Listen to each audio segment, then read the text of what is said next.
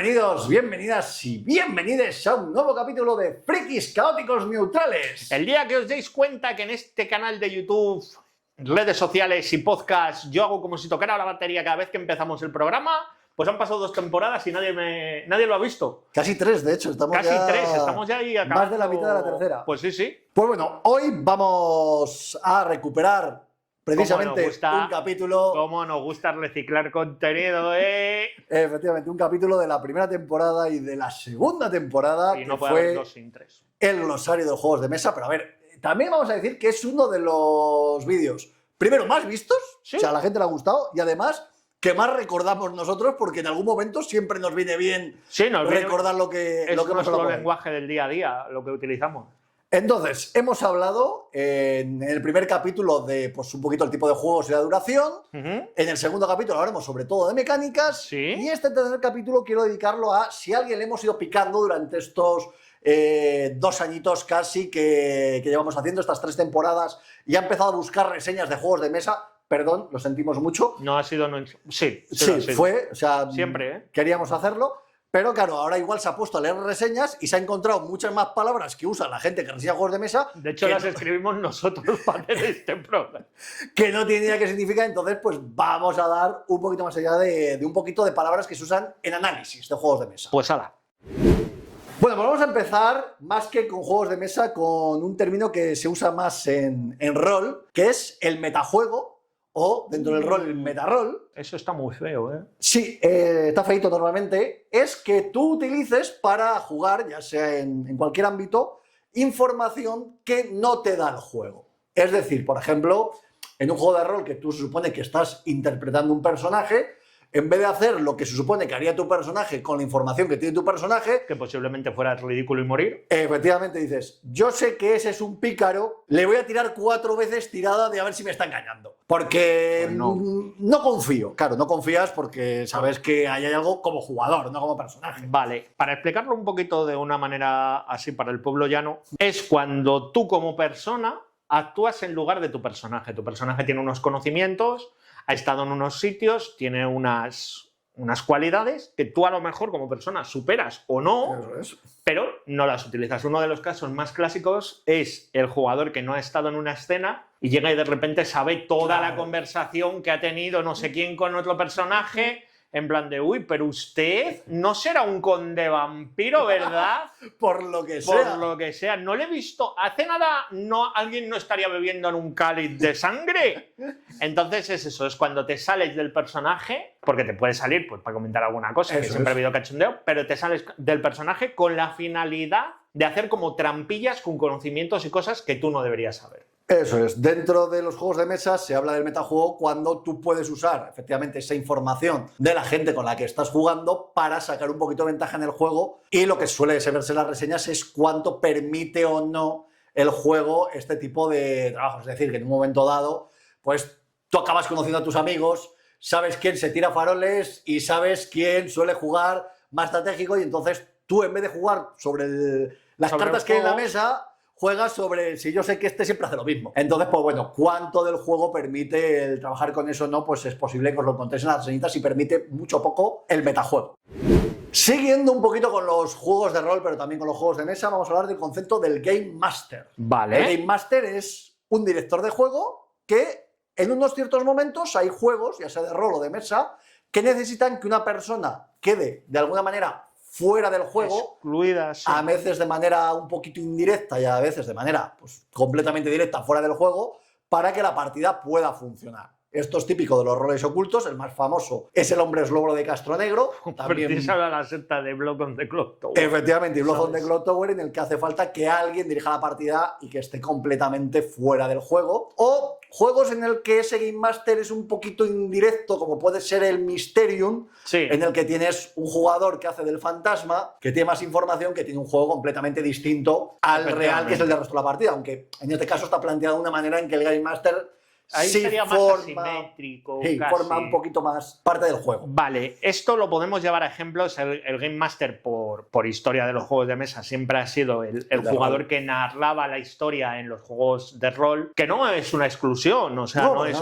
sino que es él el que construye el mundo y hace los personajes secundarios y todos los que no sean los protagonistas. Y luego también en juegos de mesa cada vez lo encontramos, pues como en los típicos juegos chorras, puede ser el tío que escoja la respuesta o la tía en preguntas de mierda o cosas así. Es un jugador o una persona que durante ese tiempo lleva el juego de una manera diferente o es un poco el que conduce el juego. Eso es lo que es ser un Game Master. Y en los juegos de mesa últimamente, los que son más potentes, se está sustituyendo cada vez más ese papel por aplicaciones. Ordenadores, como puede ser Mansiones de la Locura, Mansiones de la Locura y tal. Lo que es, de hecho, Mansiones de la Locura es un juego de rol que básicamente te lo masterea en vez de una persona la propia aplicación con la historia. Esperemos que no llegue la IA, ¿eh? Ahí, ¿te imaginas? En plan de, veo que estás teniendo mucha suerte con las tiradas de disparo. Sería una lástima. Que apareciese un monstruo blindado. Un monstruo blindado.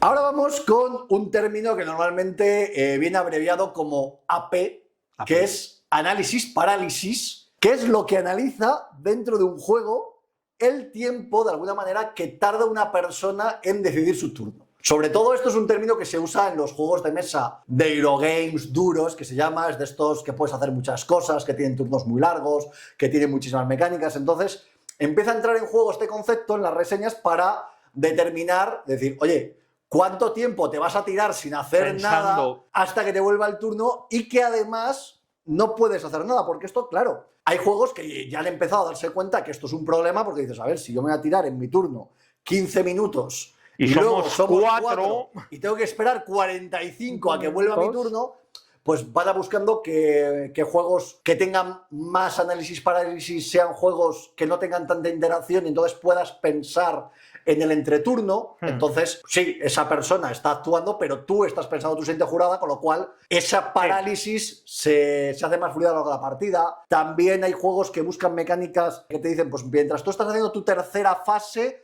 que empiece el siguiente jugador la primera, porque no se solapan a la otra. Sí, porque tú puedes estar colocando tus fichitas por aquí como buenamente puedas y el otro jugador puede estar haciendo el turno y es tiempo que vas a ahorrar. Entonces ya los juegos buscan que ese análisis parálisis, esa parálisis del análisis, no se produzca tanto como en algunos juegos que, pues eso, te puedes tirar la partida 10 minutos para pensar. Y esto es muy importante, porque si estáis pensando en meteros en algún tipo de juego, a lo mejor este ritmo más pausado de que tienes que saber que hasta tu próximo turno tranquilamente te puedes ver los anuncios de Antena 3, pues te puede echar un poco para atrás. Sí que es verdad que en la mayoría de juegos de mesa que requieran un poco de estrategia hay unos minutitos para pensar qué puedes hacer, pero hay algunos que sí que te exigen. Bueno, pues hay juegos que incluso se miden en el tiempo por jugador. En plan, de cada jugador calculamos que va a tardar esto y para adelante. Interesante, porque yo análisis AP para mí siempre fue Attack Power del LoL, así que ahora ya sé que es análisis parálisis, y un saludo a la gente del canal de YouTube, ¿no?, de análisis parálisis. Efectivamente.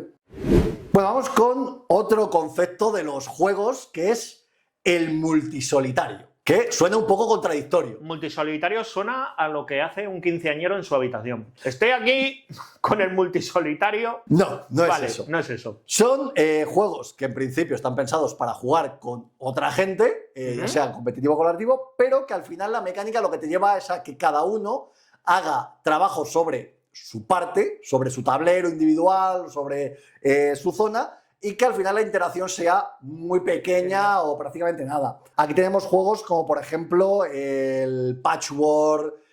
La mayoría de juegos de construcción de patrones tienden a tener esta mecánica. Sí. El azul no tanto, porque... Sí que podéis... Sobre todo el azul, porque de alguna manera modificas el draft del juego y modificas, entonces ahí modificas un poco más. Pero, por ejemplo, te vas a un juego como el Harmonist y tú en el Harmonist te va a llegar siempre el mismo número de fichas. Es muy raro que lo que hagan los demás te fastidie mucho. O sea, puede fastidiarte en un momento como súper concreto, pero es raro que la otra persona coja para fastidiarte porque tiene sus propios problemas.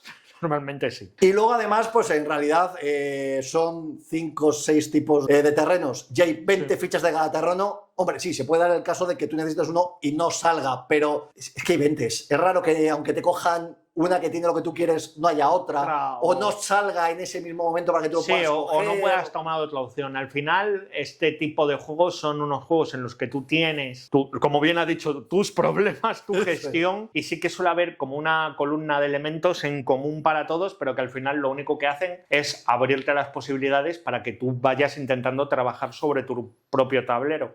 ¿Es un juego multijugador? Sí, pero que al final depende de... Claro, no hay prácticamente interacción, sobre Sí, todo. sí, Depende ¿sabes? de... No es como un Carcassonne que te cambio, siempre los lío, un El Catán, Catán. el Catán, te cambio 2 ovejas por una piedra, no, que el reino del norte no de... Bueno, Claro, el Carcassonne, que tampoco tiene nada multidisciplinario porque tienes que jugar todo sobre el mismo Sí. conjunto que estés construyendo. En cambio, pues es un Harmonies, un Patchwork, un azul, sí. tú tienes tu elemento, Tu vas movida. construyendo tu movida y mientras tengas los elementos para jugar, te importa más bien poco lo que vayan haciendo los demás. Al final se juegan los puntos totales, pero prácticamente es como de bien has jugado Es que tú muchos- más a... Ahora estaba pensando que hay muchos juegos de ese tipo, ¿eh? Cascadia, el Muchos, Wingspan, muchos, por muchos, ejemplo, muchos. también tiene bastante de multisolitario, porque tampoco, pues bueno, te pueden quitar justo el dragón del mercado que te Bueno, venía vale. medio bien, pero Ya me se quiere buscaré decir, la vida, ya me vengaré o no. coges 4 de ellos, tampoco nada.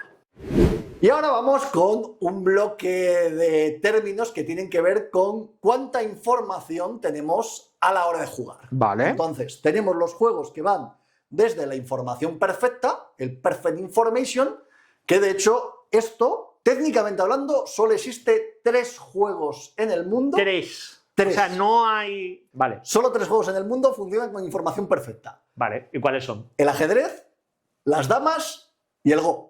Que es todo el mundo tiene toda la información y además la misma desde el principio hasta el final. Sí, sobre el movimiento de fichas y tal, sí. Absolutamente, son los únicos 3 juegos con información perfecta. Ahora, el término se usa de manera un poquito flexible. Hay juegos en los que se llama también información perfecta, aunque no lo cumpla de manera estricta, porque toda la información está visible para todos los jugadores. Aunque luego vaya saliendo información nueva a lo largo de la partida, que sea pues de azar o de tal. Sí, pues, bueno, lo que claro, puede ser, eso por nos ha ejemplo. fastidiado, pero bueno. Sí, podemos hablar, por ejemplo, del juego que también es un multisolitario, del Perfect Neighbor, en el que tienes que ir apuntando los numeritos de tu tal, porque todo el mundo juega con las mismas fichas, todo el mundo sabe lo que hay. No, Sí, aunque, luego varía tu estrategia. eso es, aunque se va sumando a lo largo de la partida, pero todo el mundo tiene la misma información. Entonces, eso se consideran también, a cierto punto, información perfecta a títulos de análisis, aunque perfecto, Ya, perfecto, sí. Solo hay 3. solo serán esos 3. Luego, siguiendo con esta información, cuando tenemos un poquito menos de información, está la información imperfecta, que se llama, que es cuando tú tienes una parte de la información. Es la gran mayoría de los juegos. Es decir, Vale. hay una parte de la información común y luego tú tienes una información oculta, que puede ser pues, Sí. tus cartas de recursos, que puede ser el dinero que te queda, No, que puede vale. ser, pues bueno, dependiendo del juego, hay más oculta, menos oculta, pero más o menos todo el mundo tiene una gran parte de la información común, pero luego, pues cada uno su información propia, un poquito más. Esto me escondida. recuerda mucho a esos.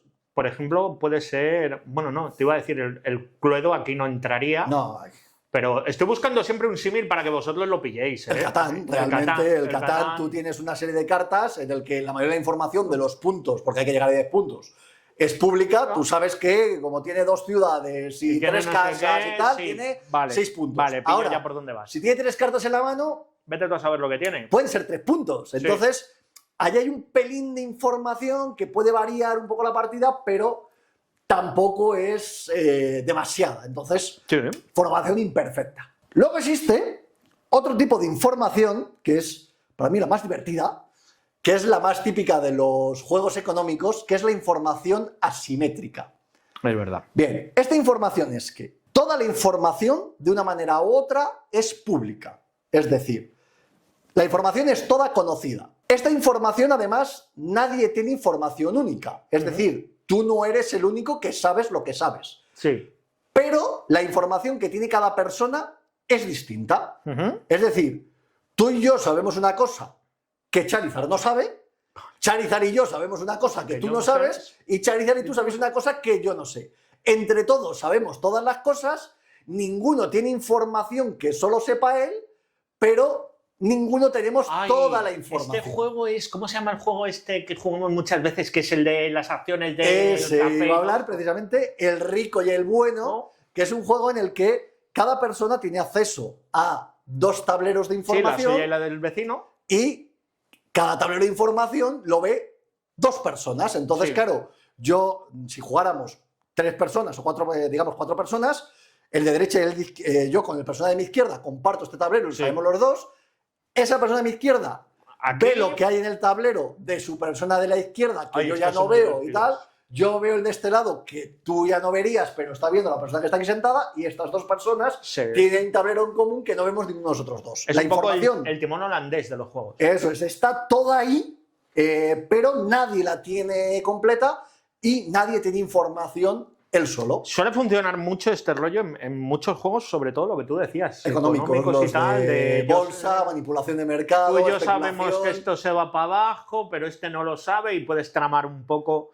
El bueno y el rico es un juegardo, lo Sí. recomendamos. Que no se eche para atrás el despliegue, que no se eche para atrás si no habéis jugado nunca ¿A un un juego de económico? manipulación de acciones, porque es súper fácil. Probablemente sea de los juegos más amables para entrar a Sí, ese a ese tipo de juegos mundillo. económicos de manipulación de mercado. Y dentro de que vamos perdiendo información, vamos a la información oculta, que es solo tú sabes lo que sabes y además prácticamente nada de la información es pública. Esto, pues lo más típico Los es roles precisamente ocultos, los roles que es su ocultos. propio nombre. El hombre lobo, el bloque de Clock Tower, el código secreto, por También, ejemplo. efectivamente, Hay hay un una- montón de juegos así. Está Que interesante. trabajan sobre todo con información oculta. Y hablando de informaciones ocultas, quiero meter un término extra, ya Que para es terminar. la desinformación. No, es en este caso la niebla de guerra. Ah, mira, pues ¿Qué es? viene muy bien. Una información oculta para todo el mundo hasta cierto momento de la partida. Sí. La forma más visible de verlo, valga la redundancia, en una niebla de El de guerra, abrir la puerta. efectivamente es en los juegos tipo rol, los juegos como Más Sí. de la locura, juegos de investigación, en el que tú estás viendo la parte del tablero en la que empiezas y según vas entrando a otras habitaciones vas descubriendo lo que hay en esas zonas, pero esa parte del tablero no está montada ni sabes lo que hay hasta que tú la descubres. Sí, hay es- muchas es- formas. En el es Más de que la tú de locura te lo manera dice la activa, aplicación. Sí. tienes que descubrir esa información. O sea, no viene como predispuesta. Muchas veces pasa en algunos juegos que te ponen todo el mapa y dices, vale, pues yo tengo toda la información, todo el mapa. Claro, Esto es eso cuando es más como procedural, ¿no? Que Eso es. vas pasando un poco juegos, o sea, vas pasando habitaciones y te vas encontrando con fantasías. Hay juegos de control de área en los que también pasa que cada uno empieza en su esquinita del mapa. Tú el mapa, en principio, sí lo ves, pero en las zonas de mapa suele haber como tabletas boca abajo, entonces tú hasta que no llegas a esa tableta, pues no sabes o qué tipo de recurso te vas a encontrar, o si hay enemigos o no, o si entonces... pues tienes un poco que jugártela un poco de cuánto quieres avanzar, cuánto quieres explorar, porque no sabes lo que te vas a Y mira, a uniendo encontrar. términos, en estos juegos de información oculta o siempre me sale Niebla como de guerra. niebla de guerra, es también uno donde se suele hacer mucho metajuego. Y aquí Sí. vimos, ¿te has fijado cómo ha ido? El principio y el final. Que es que tú, utilizando información de, pues yo qué sé, Spike, por ejemplo, cada vez que miente se toca la oreja y le pregunto, oye, ¿tú no serás el hombre lobo? Y él, no. Digo, hombre, pues algo está pasando. E incluso en los de la niebla de guerra se puede usar un metajuego porque dices, a ver, yo sé que en este juego hay 3 enemigos, 2 recursos de tal, 2 recursos de cual, y solo me quedan 2 losetas por abrir. Algo habrá. Ya sé lo que hay, Ya o sé sea, lo quiero que hay. decir, pero lo sé no por las reglas del juego, sino por las veces que he jugado, que ya sé que normalmente ese tipo de juegos suelen dejar un par de cartas fuera de la partida, Sí, precisamente para romper que no hagas ese eso, pero bueno, pensamiento, sí. al final a cierto punto pues son las que son y todo se juega un poquito así. Y bueno, se puede también jugar una niebla de guerra con cartas, es decir, que tú vas descubriendo de alguna manera la partida. Sí, no, hay muchos a métodos lo largo del para hacer avance eso. y sobre todo se usa para cuando esa niebla de guerra es una cuestión de decisión, es decir, que no es que se avance durante la partida, sino que se avanza en la partida cuando tú quieres ir Vaya. a esa zona y si no vas a esa zona o si no generas esa mecánica, esa información pues no llega a revelarse, no se usa Y ya está, y ahí queda. tú te lo has perdido. Y hasta aquí un capítulo más del glosario de juegos de mesa. Esta vez nos hemos puesto muy técnicos, ¿eh?